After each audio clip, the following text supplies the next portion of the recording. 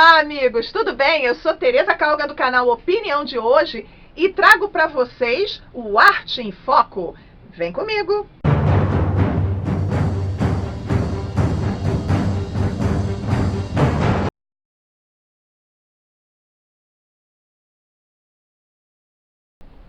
O cliente, ele precisa estar sempre ciente que essa obra de arte dele, essa imagem sacra, essa escultura, ela não deve ser complementada.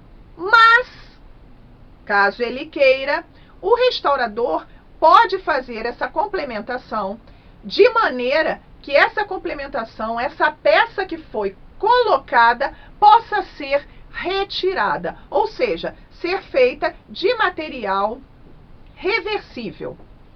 Tem que existir a reversibilidade, até porque é um dos pilares, é um dos princípios básicos do restauro. E nisso você tem que deixar claro para o cliente que, se ele for vender essa peça, se ele for colocar em um leilão, se ele for fazer uma doação, é necessário que se avise a quem for receber esta obra, esta imagem, que foi colocado ou colocada uma parte que não pertence à obra. Esse é um tipo de aviso necessário a se dar. Outros avisos são em relação ao restauro propriamente dito.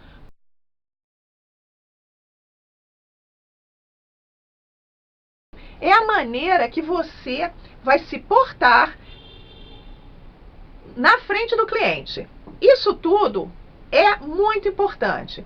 Você precisa ser profissional e falar com uma linguagem clara e objetiva, evitando gírias, evitando vícios de linguagem, que muitas vezes são difíceis de você tirar, mas tente se policiar, tente treinar um pouco. Tendo sempre em mente os termos técnicos, principalmente quando você lida com conservação e restauro.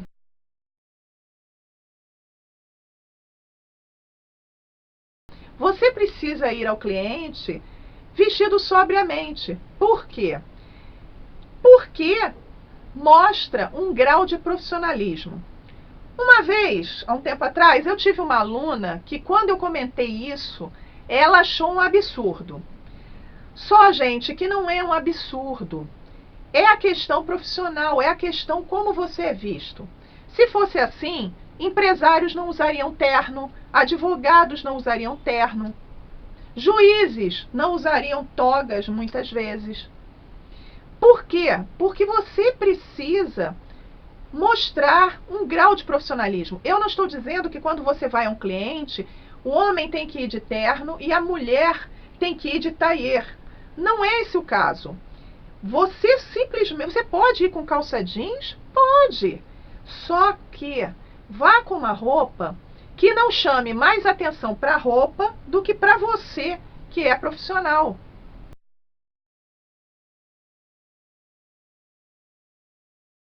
Você já terminou o restauro e já marcou com o cliente para que ele vá até o ateliê, seu ambiente de trabalho, e pegue a peça dele já restaurada.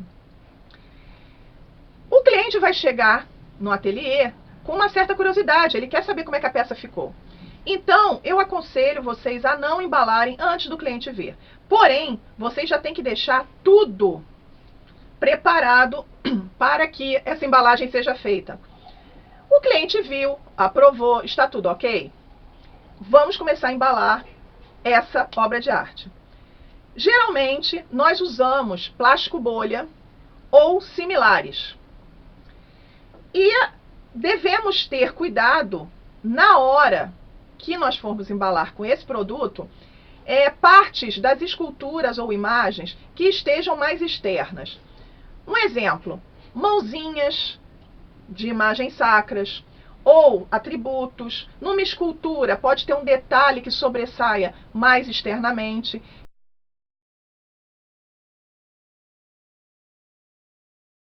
Muitas vezes, nós é que temos que levar a obra de arte até o cliente.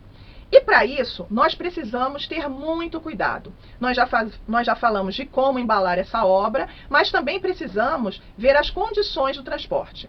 Quem tem carro fica mais fácil. Por quê? Porque você vai poder condicionar a obra dentro do seu carro de uma maneira que ela fique quietinha, num local onde ela fique estabilizada para que não aconteça nenhum tipo de acidente. Mas se você não tem carro, você vai, por exemplo, de táxi, isso já vai ser um pouco mais complicado. Por quê? Porque você vai ter que dividir o banco do táxi com a obra. Então, muito cuidado nesta hora, mantenha sempre a peça segura, segure a peça, tome cuidado para que ela não fique balançando dentro do carro. Você também muitas vezes pode usar o metrô, então procure não andar no metrô na hora do rush. Procure um horário mais vazio, um horário onde você vai poder sentar, ou mesmo que você fique em pé, você consiga um canto onde a obra não corra perigo de alguém encostar, de alguém amassar, vamos botar assim, a obra.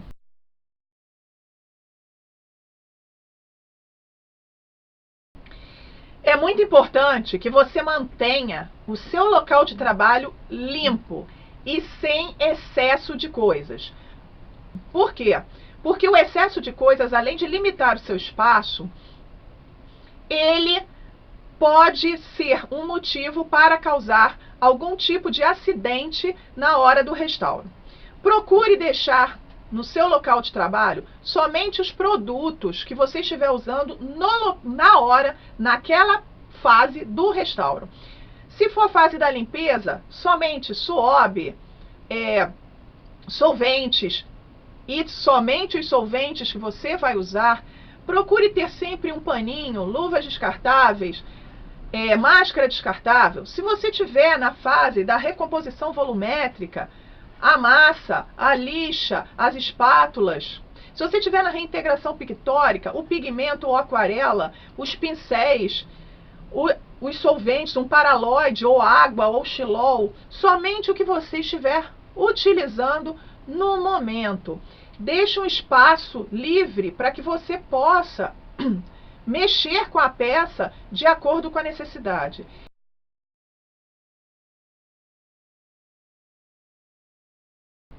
Isso é muito importante, porque dentro da nossa profissão, muitas vezes nós pegamos casos que têm coisas diferentes do que estamos acostumados a fazer. Então, não é legal você tentar fazer sem ter conhecimento daquilo. E aí, existe a necessidade de você pesquisar, de você ir atrás dessa informação que você está precisando para aquele restauro. Isso é muito importante. Eu já falei em outros vídeos que o conservador e restaurador, bem como a maioria das profissões, não para de estudar nunca. É necessário sempre estar estudando, é necessário estar em contato com outros restauradores, porque a troca de informação ajuda, engrandece